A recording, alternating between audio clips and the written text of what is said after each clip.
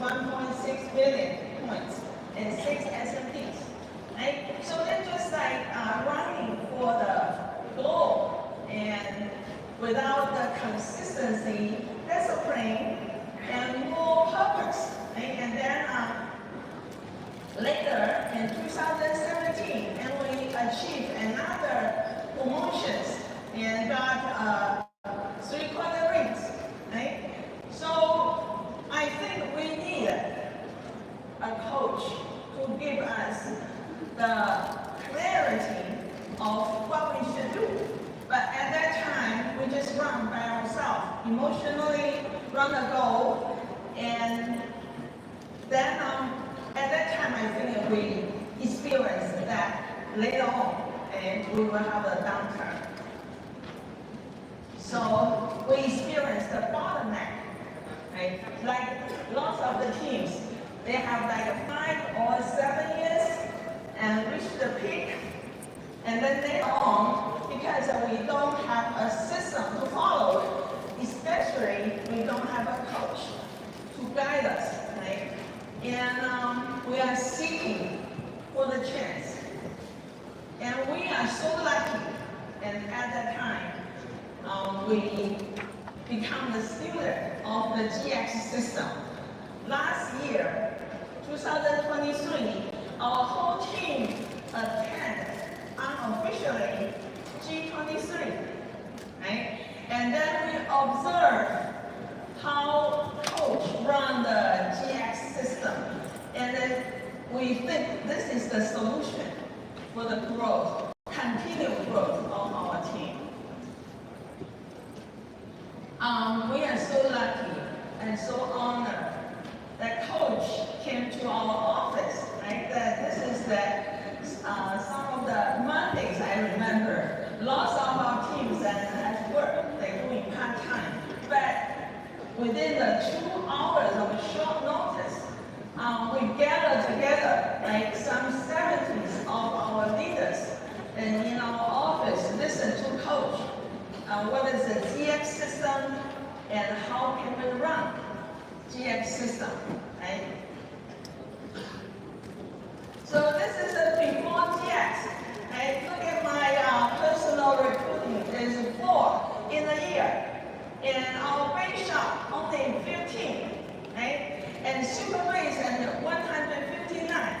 And our super team is less than 400 recruits. And after GX, right, because I needed to do personally, lead by example, even though before I think I'm an EVC, probably I just do the team building work, right? But for the GX system, everybody needed to do it. So I lead by example and work hard. At the very beginning, because we started GX system in August 2023. It's not easy for me to do it, right? But we try our best. We got to do it, right? So, and that number, you see it, right? Most of it is double. For my personal increase, like 500%, right? And big shop 240%, and our super base over 100%, right? Our super teams 85%, I think it's 100% as well, because we started at August, and this data is 4 months, right? 4 months. So that we only run GX 9 months, and we got this big improvement in recruiting numbers. I remember coach told me, say, you run a producer team, right? When we talk to our prospect and clients, we can close case, but we seldom talking about the opportunities. Right? This is a lack. And also we didn't do it consistently. We run the promotion and excitement promotion, and we needed to focus on discipline and purpose. And discipline is a team effort. So that's why we joined WSB. We plug in the local WSB office. We have our own office, but we spend $2,000 to plug in the local office.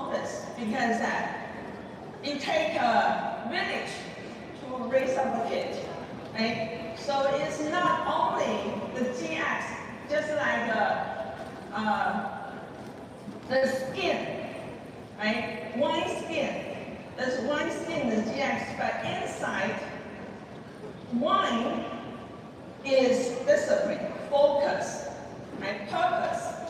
So that's why, and because of that, we have a bunch of the leaders, half of our leaders running the GX. So we have a bunch of the GX 7, 6, and before this convention, we have 3. GX6 becomes GX7, and some of the GX4 become GX6, right? So we have the GX runner of our SMDs, right? And then we know that there's a long journey and compared to all these leaders, right? So we need to know more about the GX, right? And not only GX, Titan-X, right? So the purpose to run the GX is Titan. So our team then joined WSB, and then myself began to run the blue jacket, and then my team duplicate. So we have 3 green jackets, some of the Titan-X, and some of the GX, and this is our SMD map, bubble chart. So this is a simple task, and it's for easy people. You know that Chinese scientists is not easy. Everything they get very complicated, right? Yeah, so that's the easy people can do this business. So everybody we need to, transform ourselves to become the easy people. And that coach already paves the way. We don't make the way. So new recruits, do our best to do GX1. And then GX1, within the 5 months, duplicate 3 times and GX3, right? And then the Titan-X in green jacket, right? This is the volume. So duplication is the key. We can do it. We needed to coach our team to do it, right? With the purpose, with the goal, and purpose, and discipline. Thank you so much.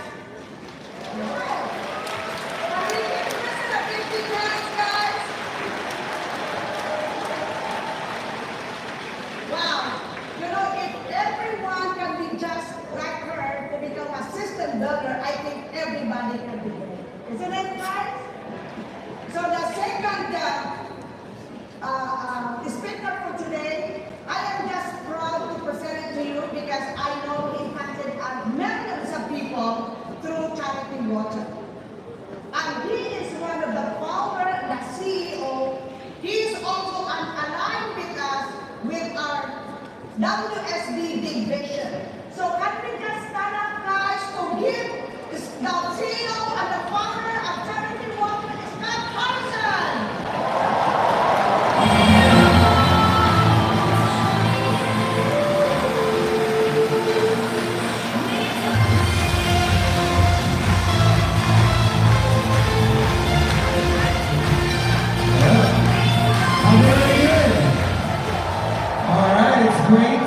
It's great to be back with you a year later, and what an honor to be able to share my story and my mission, and make a little bit of an update for those of you who've heard before. So I'm going to start at the beginning. That was my mom and my dad. I was born in Philadelphia, middle-class family, and when I was 4 years old, we moved into this very ugly gray house at the end of a cul-de-sac. And we moved in the dead of winter, and what none of us knew was that our house had a carbon monoxide gas leak. Oh. And we all start to experience migraines and strange symptoms. And on New Year's Day, 1980, my mom collapses unconscious on the ground. And this leads to hospital visits and blood tests, and they found massive amounts of carbon monoxide in her bloodstream. My dad was actually the one that went down to the basement and he found the leak, which was this heater that had been improperly installed. And my dad and I, once he ripped it out, we started getting better, but my mom never got better. And I watched as a little boy my mom go from this healthy woman to a woman whose immune system died. And she had to wear a mask for the rest of her life. Oh. Now, what happened was everything from this point on made her sick, whether it was chemicals or car fumes or perfume. She couldn't even read the ink from a book that would make her sick. So she had to live in special rooms that were prepared for her where nothing chemical, nothing toxic could get to her. My dad didn't leave her, and she didn't have any more kids. She miscarried what would have been my sister. So I grew up as an only child, taking care of mom. And my parents had a really Bless deep your heart. Christian faith. So they brought me up in the church, and I played piano every Sunday.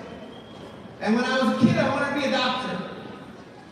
So when I grow up, I can cure my mom, and I can cure people with the same condition as her. Now, unfortunately, to the horror of my parents, at 18 years old, my life took a very serious detour. And instead of becoming a doctor, I discovered this incredible city. It was only about 2 hours from where I was living. And I had a classic rebellion cliche moment. I became a prodigal son very quickly in New York City. And I started smoking, and I started drinking, and I started using drugs, and I started sleeping around. Became addicted to gambling, became addicted to pornography. And I became a nightclub promoter. In fact, I became one of the biggest nightclub promoters in all of New York City. And my job would be to fill up nightclubs with thousands of people and get them drunk and get them wasted. I would go to dinner at 10, the club at 12, midnight. Somebody took this picture of me in a VIP room, and this picture shows what I thought was important at the time. You can see I'm holding out my wrist so that they notice a Rolex watch that I own. I thought money and cars and the people that I was with, I was chasing all of this ambition. This would have been around 2 in the morning. This would have been around 4 in the morning. This was around noon the next day. And I remember taking Ambien just to go to sleep at noon. I would look out my window and see business people on their way to lunch break while I'm on my way to bed. And I got my life to this point 10 years and 40 nightclubs later, where I hated this guy. I hated who I'd become. I hated the fact that I was emotionally bankrupt. I was spiritually bankrupt. I was morally bankrupt. I felt like I was in a pigsty, so far from home, and I wanted to come home. So I had this moment where I asked a very simple question. I said, what would the opposite of this selfish life look like? I started reading the Bible again, and I came across this verse in the book of James, and it said, true religion is to look after widows and orphans, and to keep yourself from being polluted by the world. I was 0 for 2. I had done nothing to serve widows and orphans, and not only was I polluted, my job polluted others. So I decided to sell everything I own and to start my life over at 28 and to tithe one of the 10 years that I wasted in service. And I started applying to a bunch of famous humanitarian aid organizations, the Red Cross, Save the Children, World Vision. And no one would take me. Nobody wanted a nightclub promoter on their mission. But one organization finally said, if I was willing to go live in post-war Liberia, West Africa, and if I was willing to pay them $500 a month, they would take me. So I said, sure, this is really the opposite of my life. And I signed up to be a photojournalist for this humanitarian mission. I could take pictures pretty well. I was a pretty good writer. And at 28 years old, I quit everything, and I joined 14,000 United Nations peacekeepers in a country that had just finished a 14-year civil war. And I lived on this 522-foot hospital ship, filled with the best doctors, and surgeons and nurses from all over the world who would donate their vacation time. And they would operate for free on people who had no access to medical care.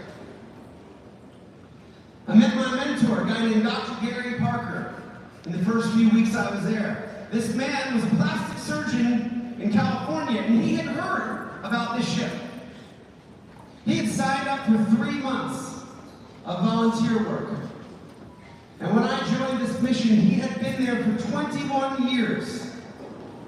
He never went back to his plastic surgery practice. Spent over 2 decades using his hands to serve people who couldn't afford a doctor. Now, I'd never experienced anything like Liberia before. The country was shot up from 14 years of war. There was no electricity. There was no running water. There was no sewage system. There was no mail system. People were living in houses that once were beautiful but had been ruined by the war. I learned there was 1 doctor for every 50,000 people living in this country. Here in America, we have a doctor for every 280 of us. So if you got sick, you were out of luck. We would flyer the country. We would post these pictures and we'd say, hey, if you've got a giant facial tumor, if you have flesh-eating disease, if you were burned by rebel soldiers and your face needs reconstruction, if you were born with a cleft lip or a cleft palate, turn up on this day and our doctors will try to see you. I knew we had 1,500 available surgery slots to offer. And my 3rd day there, I took this picture of more than 5,000 people who responded, standing outside of a football stadium in a parking lot waiting for the doctors to open the doors. I later learned many of these people had walked for more than 1 month with their children. They walked from Sierra Leone, from Cote d'Ivoire, from Guinea, just hoping to see a doctor. But we didn't have enough doctors. And we sent over 3,000 sick people home that day. First child in line was a 14-year-old boy named Alfred. And what you see here is a benign tumor. Wow. His mom was smart. She got him there a couple days early, and she pulls out this photo and says, here's my son at year 10. Healthy boy. That's... But then, the tumor started growing 4 years later. Oh my God. Because there was no surgeon to take him to, and because the witch doctor's spells didn't work, her boy was suffocating to death on his own face. Wow. And I realized that's why these doctors had come from 40 countries. A couple days later, I got to watch Dr. Gary perform an 8.5-hour surgery. And then a couple weeks later, I got to see Alfred go back into his village without the tumor. It was a ship full of miracles. And I got to be a part of this, a witness to this 1,500 times. I would wake up in the morning and I would go meet the patients scheduled for surgery that day. This is a woman named Martha Lean from Benin. She told me that this tumor grew for 8 years. Oh my God. And you can kind of see at the bottom of the frame, there's a towel she's holding. She said she would have to cover her face in public because people would stone her. They would throw rocks at her face because they thought she was spiritually cursed. What she needed was a 40-minute surgery.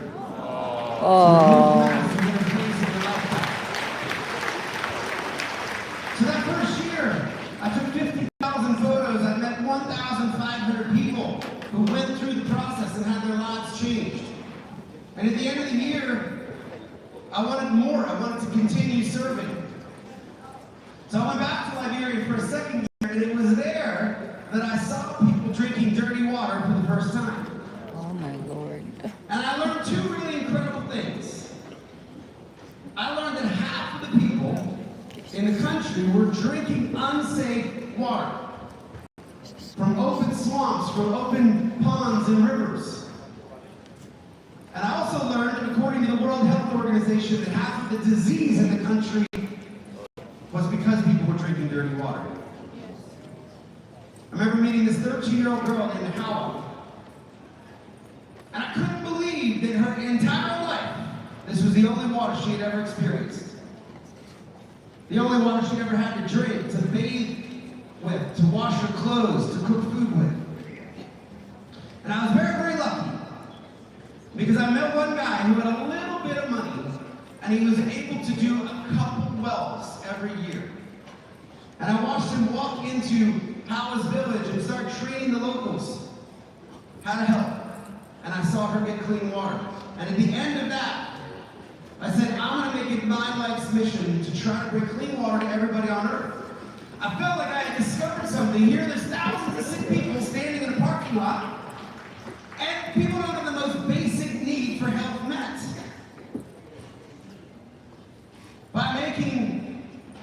By just simply giving people clean water, we could make them healthy. Now, I've been working on this for 17 and a half years, and I'm sad to say, as we all sit here today in this beautiful room, there are 703 million people around the world that are drinking poisonous water today. Oh my. It's about 1 in every 10 humans alive on the planet. Now, 80% of these people live in rural areas. And I've gotten to talk with a couple of you over the years. Some of you come from places like this. You have experienced it. The photos that I'm going to show are close to home for you. But in 17 and a half years, I've now been to 72 countries. I've been to Africa 55 times. If you have not been, this is what you would see if you would come with me. You would see teenage boys like John Bosco walking knee-deep into unthinkable water to then take a drink and share this with the family. You would see little girls in Honduras drinking what looks like chocolate milk from a little stream that runs in front of their village. Lord. And then my it's God. easier to watch a young child poison themselves in front of your eyes. When you know that even if you take that water away and give them the clean water you have with you, they'll go back to drinking it the next day and the next week. Very common to see kids sharing the same fecally contaminated sources of water with animals, with cows, with donkeys, with sheep and goats. Common to see women with their children getting water that is gray, that they know is dirty, but it's all that they have. I met this child in eastern Kenya, and I remember just watching with horror. She would drink from this bottle, which came from the Molo River near Nakuru, and then she would vomit a little bit, and she would drink a little more, and she would vomit a little more. I remember taking this bottle away from her, and we did give her what we had. But I actually wanted to know what was in this bottle, what was making her sick. So we put this water under a microscope, and the lab sent us a video of what she was drinking. Oh my God. Oh. The water was alive that she was drinking. Oh. I've never experienced leeches in my drinking water, but community after community would hold out their hands. They would show us the leeches that they strain from these open sources. Oh my God. And they'd say the big leeches are never a problem, they're easy to get out, but sometimes these little ones, Oh Lord. they will get past the filtration, they will grow up inside our bodies, and they will stick to the back of our throats. And I've heard horrific stories of parents being forced to ask their children to drink a little bit of diesel fuel to kill the leech. Oh.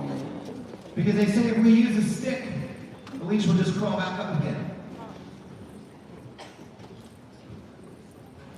Oh my Lord. Most of the filtration is simply done as women will pour water through cloth, through scarves, which doesn't take out any of the unseen contaminants.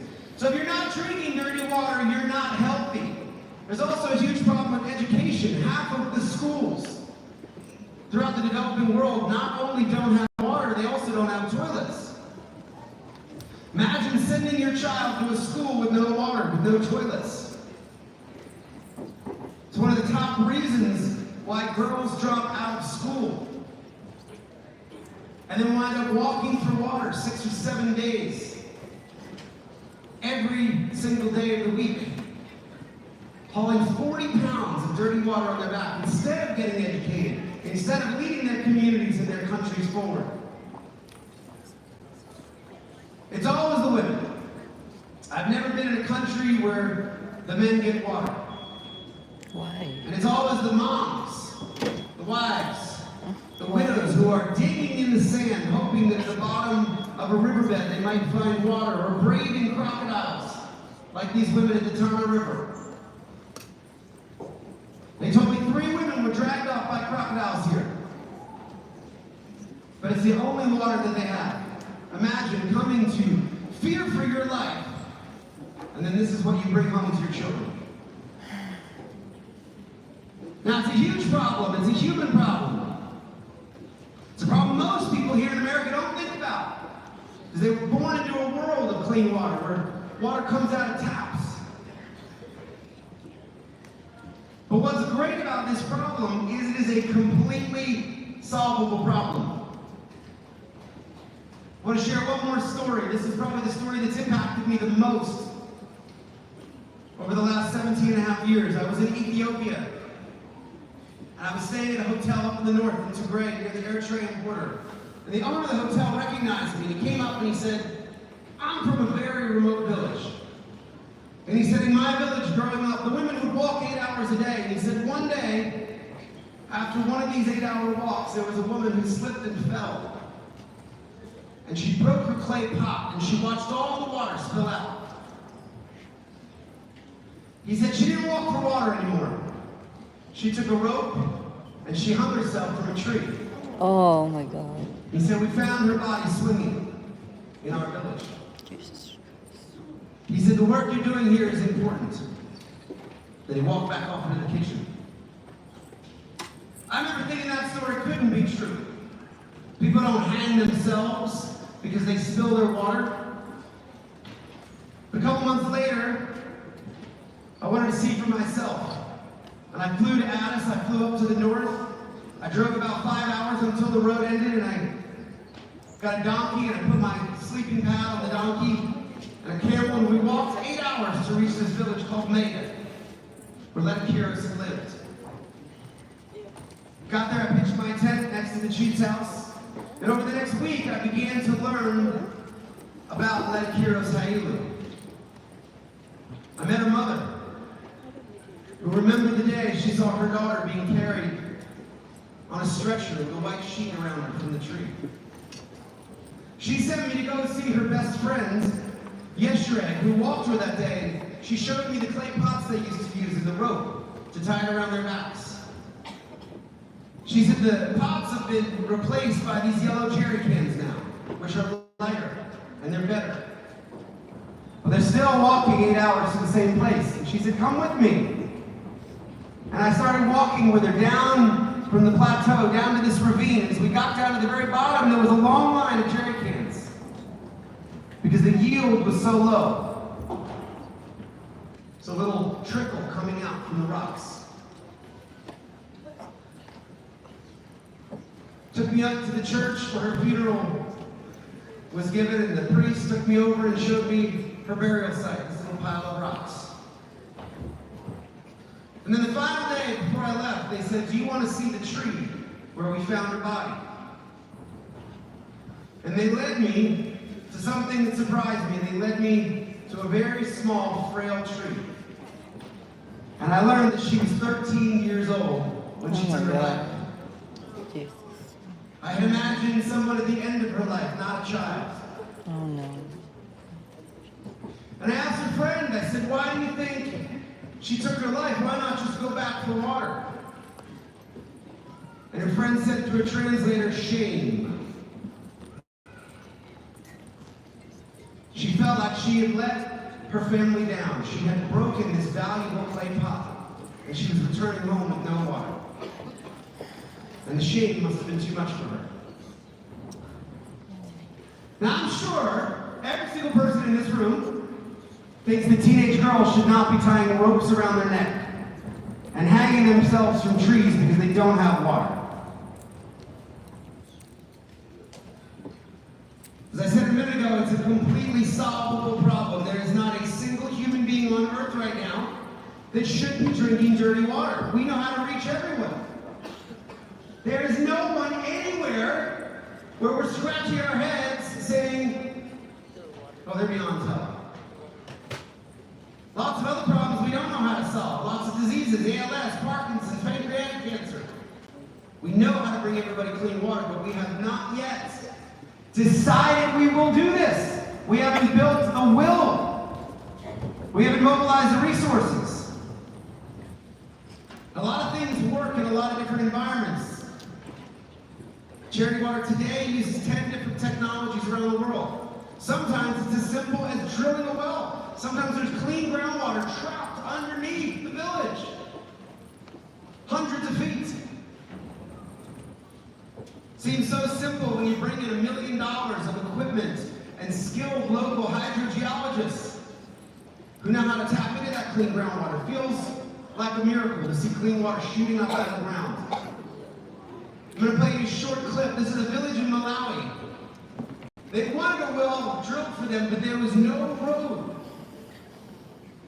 So the community spent 3 months, every single family, building a road by hand so that the rig could access. And I was there at that moment when the rig struck clean water. I want you just to watch this video and just imagine how transformative this event would be in your life. If you knew that everything was about to change in your village.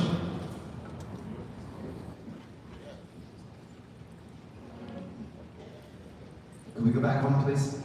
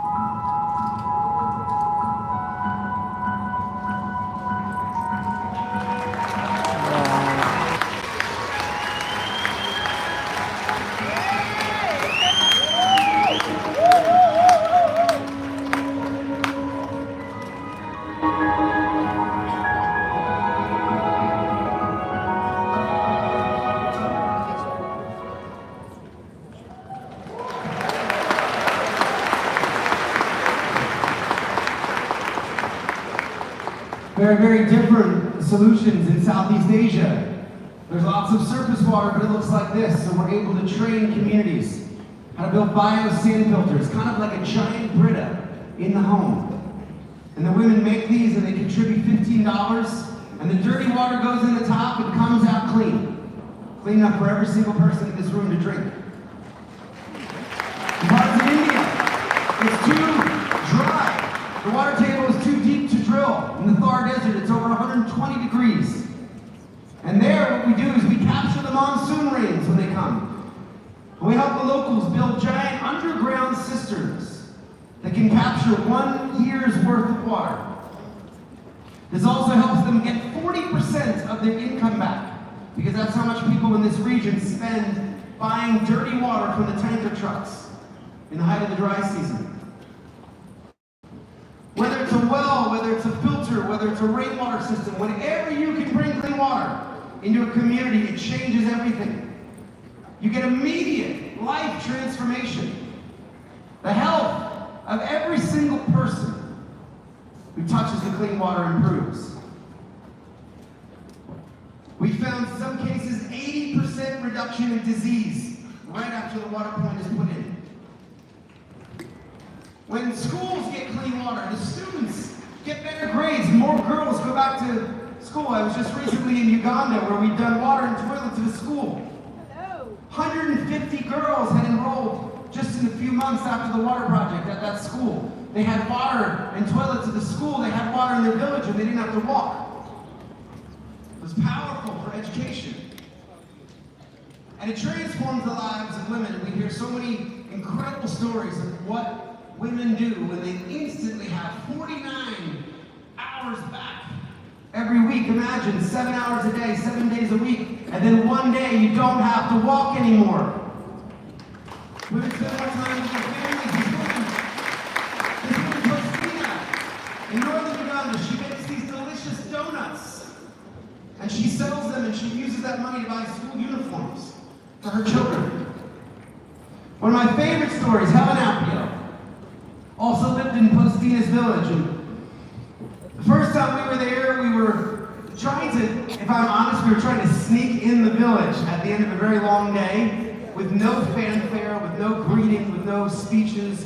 We just wanted to see if the well was well built and if it was being used. Well, those of you that know this region know word spreads fast, and you're about to meet Helen here in the green, who led the welcoming party.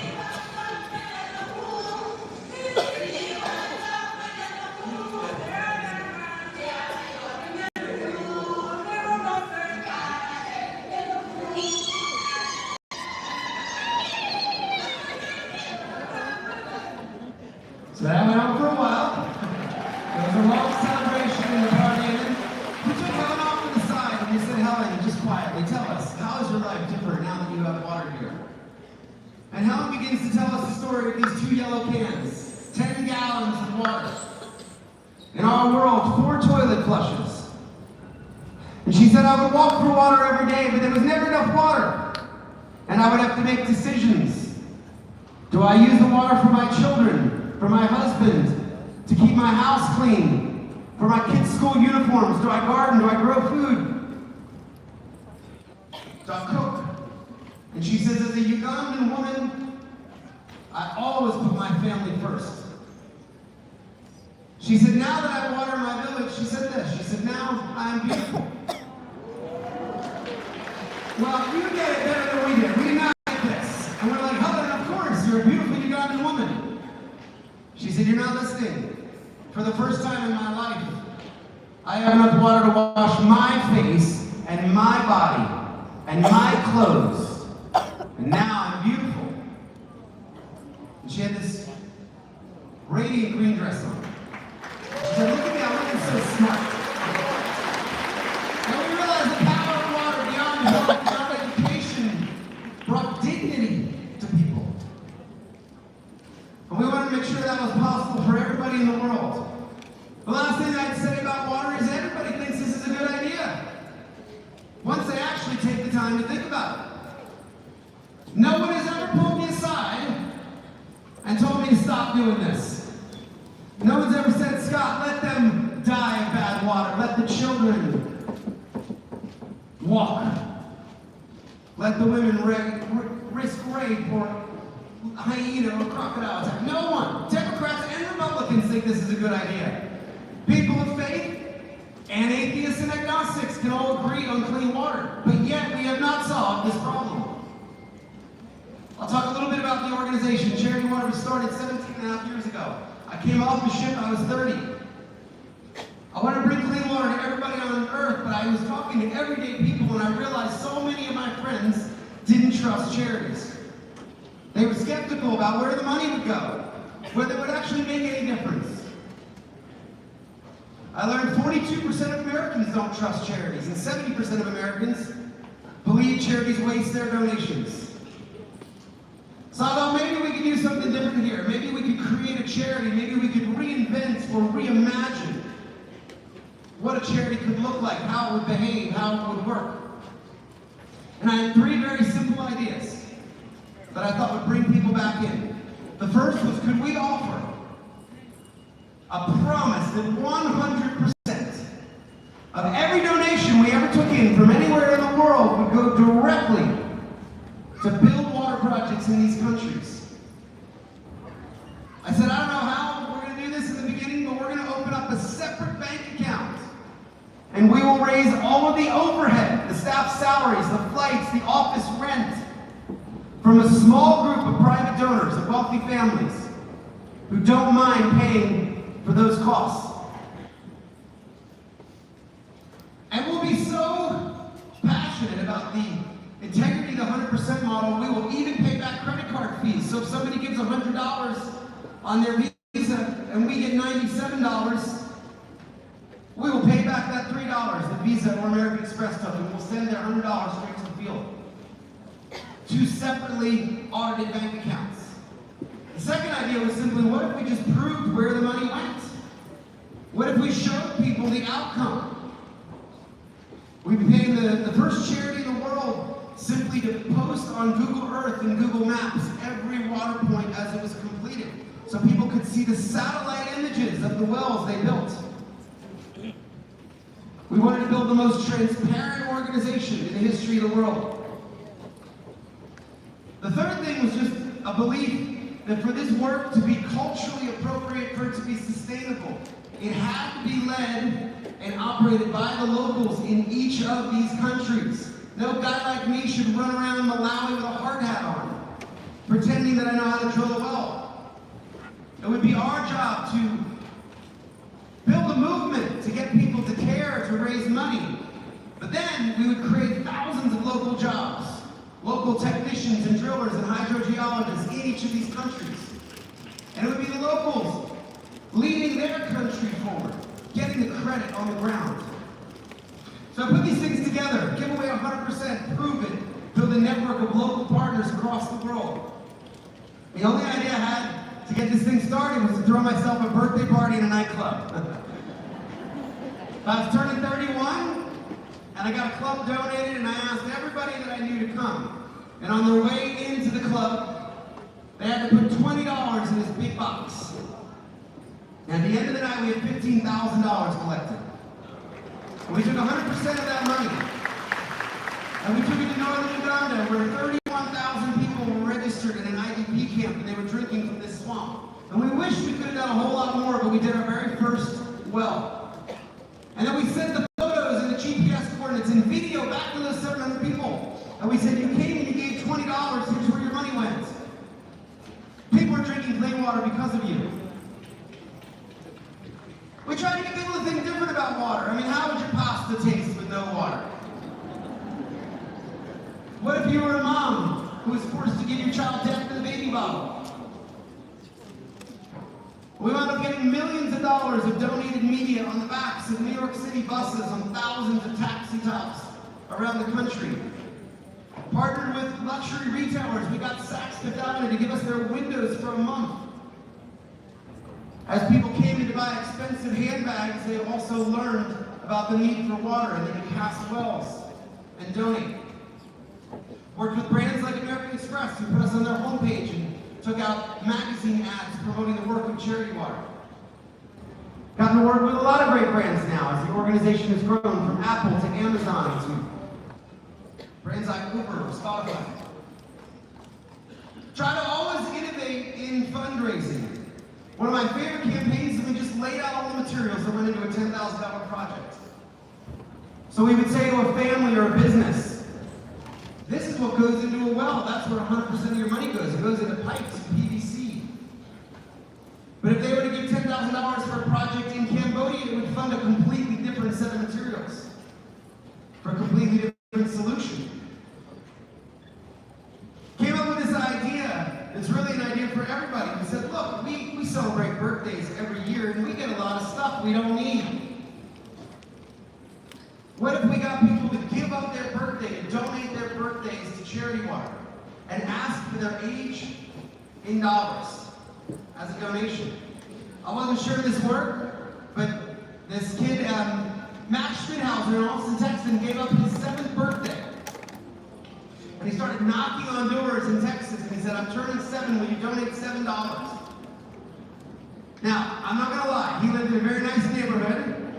Max raised $22,000.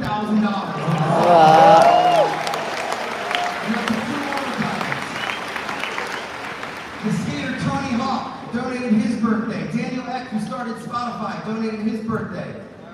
Kid named Lori, 6 years old in New York City, raised $2,000. Maggie gave up her Sweet 16, one of my very favorites. 89-year-old Nona Ween donated her birthday. You know, she said on our website, she said, I'm turning 89 and I would like to make that possible for more people. She realized she only lived to 89 because she had clean water. Because of the privilege that she enjoyed, and she wanted her birthday to help other people have more birthdays. Some people said, I can't wait until my birthday, what else can I do? And they began skydiving for Charity Water or climbing mountains. These people made sails and sailed across the Atlantic with a Charity Water flag. Sid and Sarah, Sid took the $10,000 he had saved on an engagement ring. And they bought a well in India instead, and a paper ring. So the generosity of this community just began to inspire us. Maddie did 12 lemonade stands in Vancouver, Canada. Her mom said even when it rained, she wouldn't come in. Sold $5,600 of lemonade, one of my favorite. Riley Goodfellow, she ate rice and beans for a month. She raised $15,000. And what's really beautiful about this photo, you can kind of see there's a lot of lines drawn on paper. Her mom said that Riley went on our website and learned that 4,500 children die every day of bad water. And Riley started writing down 4,500 lines so she could feel how big that number was. I don't know if any of you have heard of the band Nickelback, but this guy, Jesse, said it was his least favorite band in the world, and he would listen to Nickelback for 168 consecutive hours with headphones on. People felt so sorry for him, they donated $36,000. So people were bringing the best of themselves, their birthdays, their lemonade stands, their creativity, and a movement was born. We also launched something that a lot of people here are familiar with called the Spring. You know, most people in America have more than 10 subscriptions. Your Netflix, your Amazon Prime maybe, your Hulu, or your magazine subscriptions, or your Spotify subscriptions. We said, why don't we create a subscription for clean water, a global community called the Spring? And we launched that, and it cost only $40 to get one person clean water. And we said, there's some people who could do that every month. Maybe some people could do $10 a month. And every 4 months they get clean water. I just ran into somebody at the back who stopped me and said, I'm giving $50 a month. Helping 15 people every year get water. So we launched this community a few years ago, and it started spreading to 149 countries, where we now have Spring members who faithfully, every single month, give what they can, knowing that 100% helps people get clean water. We're 17 years into this journey, and we've now taken that first well, thanks to 2 million people who have joined, into 152,000 projects. And those projects are serving 18.4 million people. Now, 18.4 million is a lot. It would fill this arena over 1,800 times. You'd have to build 1,800 MGM grams to contain 18 million people. We now employ over 5,000 locals across 29 projects who every single day take the money from the community and they turn that into clean water for the people in their country. Despite having these 2 bank accounts, we've received the highest accreditation from every charitable watchdog group that has ever examined charity water. We have our 100% model audited by KPMG now for the last 12 years, and they write an opinion so people can know that every single penny goes directly to the field. You know, I've gotten to look back on the journey a little bit, and I've been at this coming up now on 20 years, and obviously this guy, I don't miss him. I left him 20 years ago. And ever since I stepped on the ship, ever since I came back to faith and pursued this life of service, I've been blessed with an amazing family. That's my wife, Victoria. I have a 9-year-old boy named Jackson, and a 7-year-old daughter. And y'all, just a few months ago, we had a surprise. And he was just as surprised as we were, you can tell. So I'm now almost 15 years old, changing diapers again. But I have 3 beautiful kids. And my kids got to travel with me to East Africa last year and see the work that their family is a part of. And hopefully encouraged to step into this legacy of clean water. Dr. Gary, believe it or not, he is still on that ship. He just passed 40 years of service. 40 years. And he continues to inspire me every day. My birthday well that I told you about, I got to, Alfred! Alfred just sent me this picture a couple weeks ago. He was posing with his new phone. And he's a plumber, right out of Cotonou, Benin, and he's doing great. He had 1 follow-up surgery afterward, and he's married, and he's got 6 kids. Oh. We went from a little boy on the brink of death and suffocation to a vibrant life. I got to visit the very first well. This was my birthday well 10 years later in that IDP camp. And the camp had broken up and people had gone back to Padé and Kikam and those areas. But there were about 400 people still living around that well, and it was still pumping clean water. Because a bunch of people had put $20 in a box 10 years before. I wrote a book, if you're interested in learning more about the story or sharing it with others. It's called Thirst. 100% of the money goes back to the organization. I can never make a penny off of the book. Became a New York Times bestseller, and people said nice things about it, like Bill Gates and Mike Bloomberg and Richard Branson. So there's a lot more stories in there. As I end here, as we look ahead to the future, 18 million people, it's a good start. If I think about a baseball game, I would say that we're in the top of the second inning of the impact we hope to have. Because when you put 18.5 million people into the people who still need clean water, it's only 1/38 of the work that needs to be done. About 2.8% of the way to go. So we must go faster. We must grow the movement. We must invite more and more people to say, not on my watch are people going to drink dirty water. I want to bring kids into a world where kids across an ocean are dying every day because they don't have the most basic needs for human life met.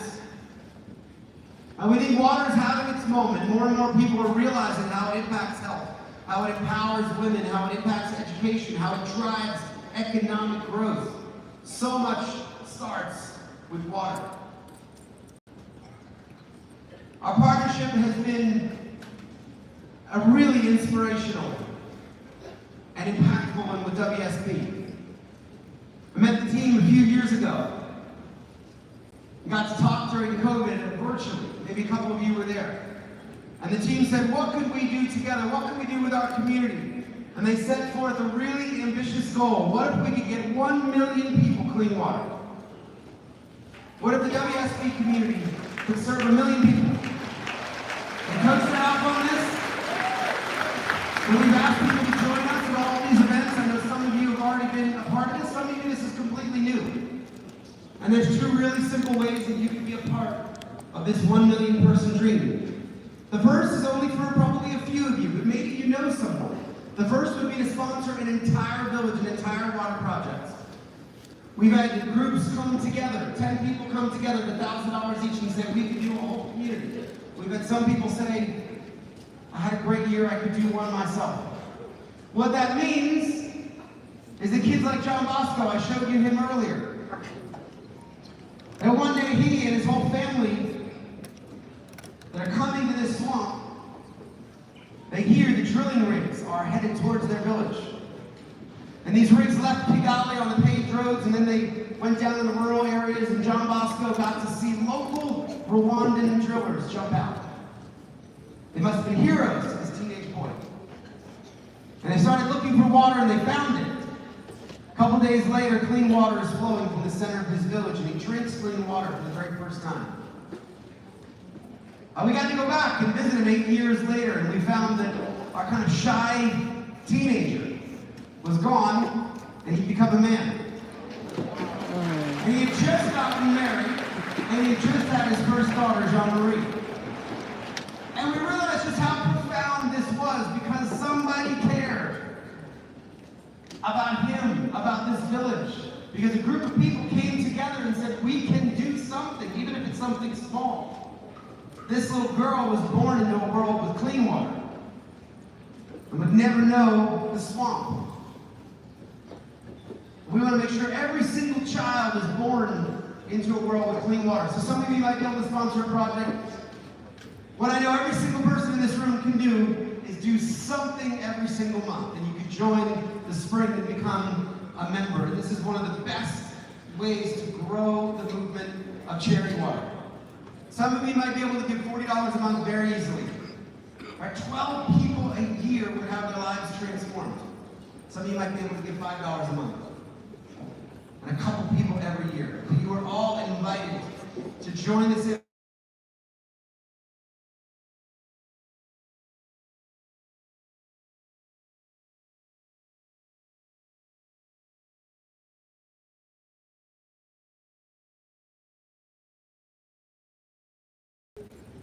Currently, we have over 3,100 spring members as a part of the WSB community and growing.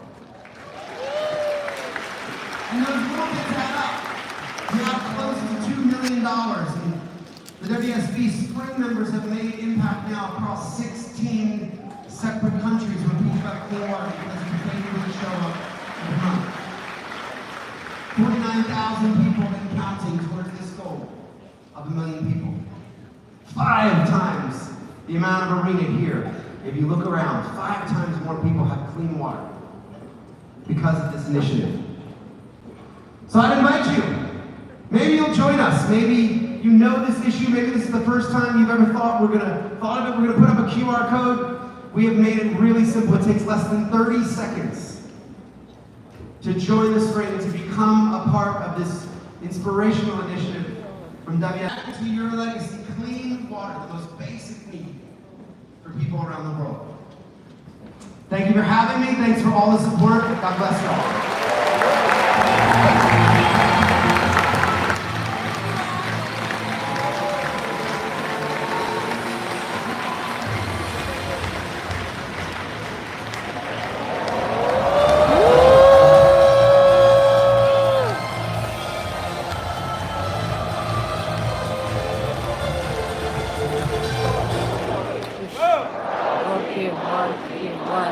One vision.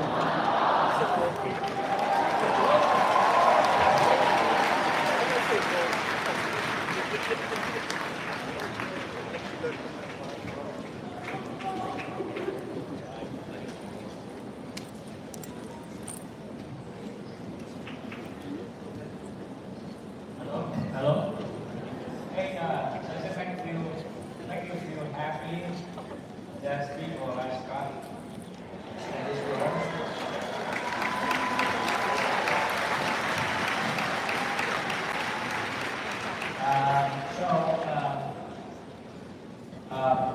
Scott asked us to join our mission to help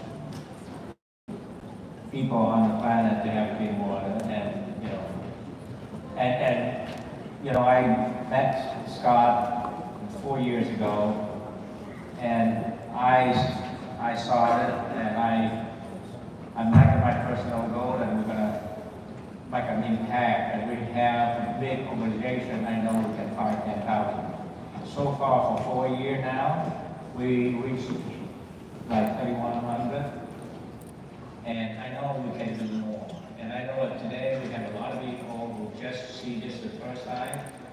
If you could be able to share some of your resource and for a good cause, $40 a month, or even less, or maybe more if you can. $40, but like $500 a year, you change somebody's life, or even you save somebody's life. So, but also we have the other first category where if you have a lot of money that you like to share and you want to transfer yourself, you want to help yourself with 10,000, that's really significant to some village or some family. So I know, so first of all, on behalf of WSB, I want those of you in this room already contribute, those 3,000 plus people who already put contribution in the spring. Can you stand up? Stand up.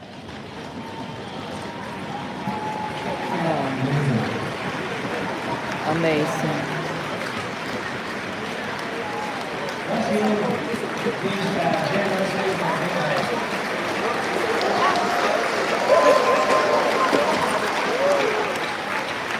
Hey guys. Now, time for action.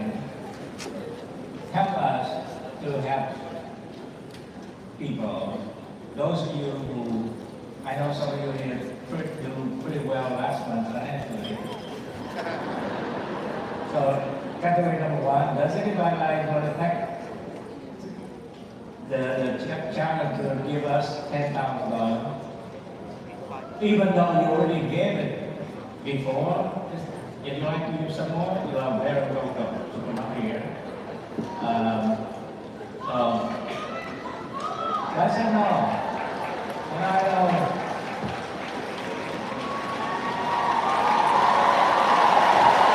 Alex siya ang nasunod. Yeah. Yeah. 10,000. I know.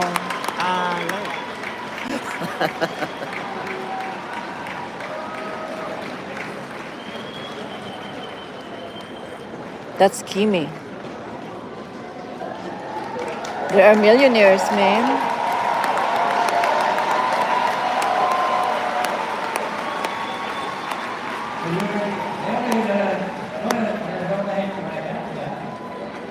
already done.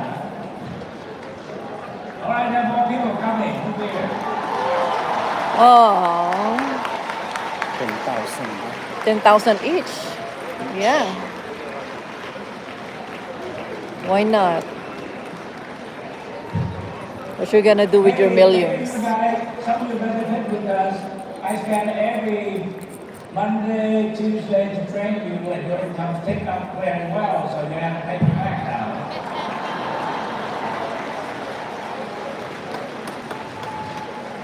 More people are coming. Let's call some.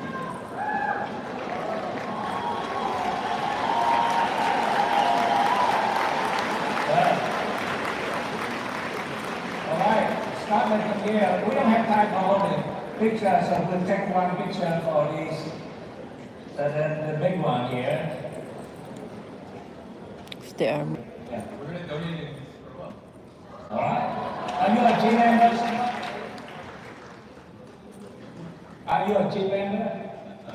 Yeah. Okay. Wow.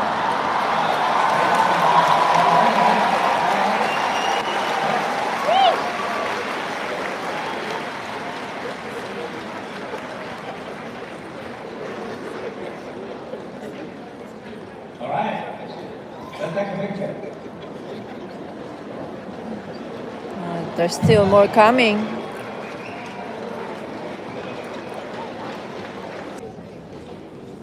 Well, that's the beauty of our company. We give back to the community. So there no free training from now on.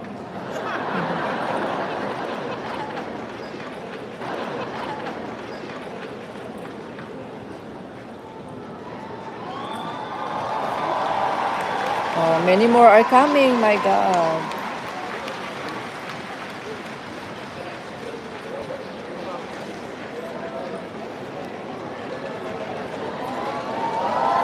Ah! Ay, sila Maricel. Ate Kim. Oh my God. 2, 3, 4, 5. 6, 7, 8, 9, 10, 11, 12, 14, 15, 16, 17, 18, 19, 20, 21, 42, 23, 24, 25, 26, strong WSB! $260,000. They're gonna donate. Quarter a million. 27.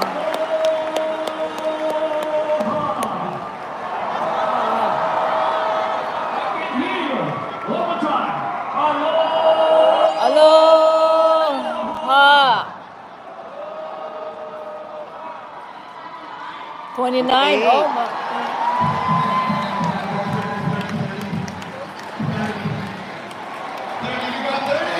Oh.